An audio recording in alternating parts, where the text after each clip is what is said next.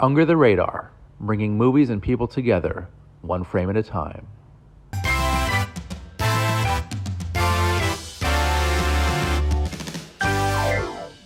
Hey guys, I'm Rain Younger, and this is a very special edition of Under the Radar, bringing movies and people together, one frame at a time. And with me today, I have a very special guest. We have the writer, director, and co-producer of the new drama, Adam the First. The gentleman is Irving Franco. Hey, Irving, how's it going? How's it going, Andy? Nice to meet Good. you. Likewise, likewise. Thank you so much for taking the time today. Thank you for having me. So the film is wonderful. I watched it the other night. It's just so moving and very well acted, and deals Thank with very serious issues, especially fatherhood and what that can mean to a young boy. We have the character in the film. He's 14 years old, and he's basically trying to find his long lost dad. And yeah, I'm just curious, how did this project originally come about? Sure. So, with my first feature, Cheerleader, I was diving into the high school genre, and I really wanted to find this unique pocket where I would celebrate a genre that I really liked and something that felt timeless and classic, but at the same time, um, approach it with some of the things that I thought I could bring to the table that might be unique. Certain auteurs that I love that I wanted to draw inspiration from, certain personal questions, wonders, contemplations that I thought might make this unique and fresh. So the hope was that you would be watching a high school film that felt like something you've seen a million times and you love it, but at the same time something totally fresh that you've never seen before at all. And that has kind of become like a fixation of mine to take genres and see if I can bring a personal touch to it. And so after Cheerleader, I wanted to dive into the road genre, the hero's journey, something that is obviously as old as storytelling itself, and see if I could bring to it something personal, something fresh, so that it is at once something timeless, iconic, and classic, but very personal to me as well. And so that was a little homework assignment I gave myself with this road movie, and yeah, just the idea of this young kid who's looking for his dad. He might be searching for his biological father, but being that he doesn't have that parental guide, he's open-minded to different ways of life and different ways of seeing the world. And so what really unfolds, the idea that excited me originally was this idea of a journey not only to find his father, but a journey through different ways of life. Every person he meets has got a totally different way of seeing the world, and might be his long lost father and his long lost family. And so on that trip, he's really traveling through potential ways of living and seeing the world around, and in that way, it becomes, I think, something interesting. Absolutely. And yeah, it's definitely something familiar with something fresh. And I think that's the goal of any good film. And I think you've accomplished that very well here, sir. Thank you. Yeah. I'm curious, was the film inspired by any true events? No, no, it was not. I think naturally when you tell any story, and make any kind of art, there's a kind of latent content that will naturally manifest. There's your inner conflicts and your frustrations, your wonders, your insecurities will always naturally come through, as well as your personal sensibilities and tastes. So even when it's fiction, there's I think an element of personality that comes through anyway. But no, not in the factual sense. No, I was never looking for my dad or anything like that. Thank Mm. God. Happy to hear that. Yeah, Um, he's around. He's great. Good, good. Maybe that'll be the sequel. I don't know. Yeah. So Jackson, Mississippi, such a very random, very great, a real awesome, location to shoot this film. I know there were some issues in shooting locations, and eventually you did land on Jackson, Mississippi. Talk a little bit about that journey to Mississippi. Yeah. Yeah, I mean, we were originally set to film in Utah. Um, Met some wonderful people out there in and around Salt Lake, some amazing locations.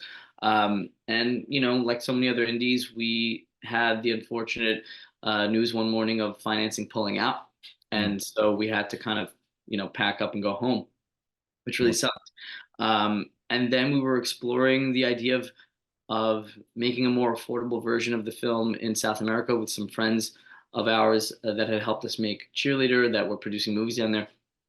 And that was, a potential, a potentially great avenue. But we were set to launch March 2020, and so the pandemic hit. We hit a right. long dark pause, and then we had to replace financing, and we found ourselves once again looking for a new place to film that might be amenable to what we were looking to do. We were looking at the map, wondering what states might have great crew, great locations, great tax incentives, and were available to film during the pandemic, and we're open to that. We landed on Jackson, and it was the kind of situation where your last choice in retrospect is really your first choice. It was the perfect place to film, wonderful people, wonderful crew, magical locations. It was a blast. I mean, I can't see the movie having been made anywhere else now in retrospect. It was just perfect for what we were trying to do. And the cool thing about the locations in Mississippi is we're trying to make this like mini epic, where all the locations are unique and grand, but nothing too massive, because I wanted this to feel like an epic adventure, but on an intimate scale at the same time. It's a very personal story.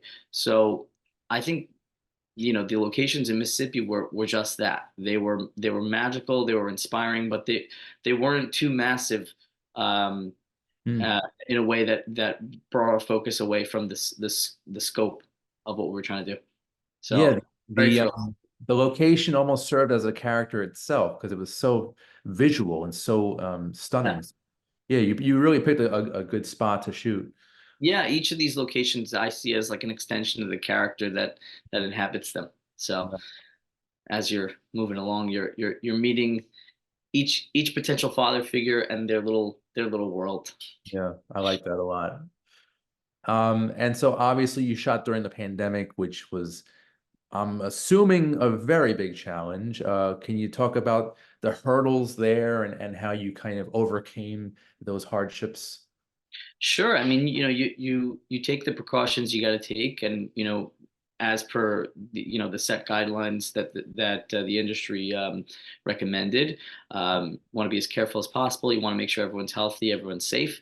Right. But that definitely added a new layer of logistical complexity to filmmaking. Um, it's already complicated enough to add this layer of trying to make sure no one gets sick and spreads COVID was definitely complicated. And you have your scares. We had one or two moments where someone tested positive, and we had to make sure we were quarantining and Mhm. that it didn't spread within the set. It was it's a everyone was healthy in the end, thank God. But it's a tense experience when you're trying to have a good time, make a movie which is wonderful and fun and magical and very collaborative and family oriented, Right. while at the same time keep distance enough to keep it safe. So that was a unique thing that we had to deal with, but we overcame it. I love to hear that. That's awesome. True success story. Um, all right, so switching gears to something a little more positive. Now this cast is unbelievable. You've got Oaks Fegley, David Duchovny, Larry Pine. What was it like working with these acting juggernauts? They're terrific. They're really, really terrific. And each one of them, you go in expecting, you never know what to expect. They're amazingly talented people, and so you're not sure if they're going to be, you know, uh, inflated in their egos or tough to deal with. And it Yeah. turned out, they're all wonderful, absolutely wonderful, extremely collaborative, humble, looking to get it right, great listeners. They take direction very well. They really, really brought a dream to life, and they were absolute pleasure to work with, not just for me, but for everybody on set. So massive talents, but not massive egos. So that's such a wonderful wonderful thing to see. What was the highlight of working on this film? Highlight of working on this film. Well, quite a few, of course, but certain things. when you're planning a movie, you have a certain image or scene in mind for a long time, and it's those scenes that you have in your head that get you through the setbacks and the delays in getting a green light. And that House on Wheels scene, something I was talking about for a long time and excited about, and that was to me like the symbol of us getting it made, getting it done. When we were, when I was standing there and in a test screening with my producing partner Nathan Marcus, both of us looking at each other, smiling, seeing that house, drive across the desert on screen. It's one of those moments where you're like, we did it. We did it. We had a ton of setbacks. We overcame, and there's that house rolling across the screen because of us. So it's a nice feeling. I think the next film you should do is a documentary, a making of this film. I think that'd be a really interesting movie. Yeah, yeah. Burden of Dreams. Yes, that's the title right there. Um, so what do you ultimately hope audiences take away from this film? I know it's obviously about fatherhood, and redemption and guilt and anger, but what do you hope audiences take away from this wonderful movie? Thank you. Well, I think there are a lot of different father figures that he meets, each with a totally different way of seeing the world. And I think at the end of the day, the common denominator between all of them is they're all going through that great timeless struggle of being a human being, and that great sense of longing, frustration, loss, need for love. That common denominator, I think, is what ties all of these very, very different people and very, very different worldviews. And so, we may not answer a lot of the questions um, that we set forth in the film, but I think we at least establish that humanity is together in sharing those pains and those questions, and that sense of longing, and that alone is, I think, a source of comfort for me. Hmm. So basically, the movie is therapeutic, all across the board, to you, to the audience, to everyone involved, it seems. So I I see it that way. Yeah, I think so. I think when you make a movie or you write a novel or you make a piece of music, it's cathartic for you and you're getting something out of your system and you hope that someone can relate to it. And great art, I think, is exactly that. Something that the artist needed to get out of their system and express that others can relate to and say, hey, that's exactly how I feel. I get that. Yeah, for In sure. that way, it unites us, for sure. Awesome. I love that. I love that. Yeah. You are a true artist, sir. So thank you. Um, so I'm just curious, switching gears again. Do you have any filmmaker influences, any artists, any directors that have inspired your craft? Sure, sure. I have my favorites. Love Paul Thomas Anderson, Stanley Kubrick, Bergman, Terrence Malick, Scorsese, Charlie Kaufman, the Coen brothers, Wim Wenders, Spielberg's Yes. amazing, David Lynch. Um, there are so many wonderful filmmakers. You can go on and on. I know.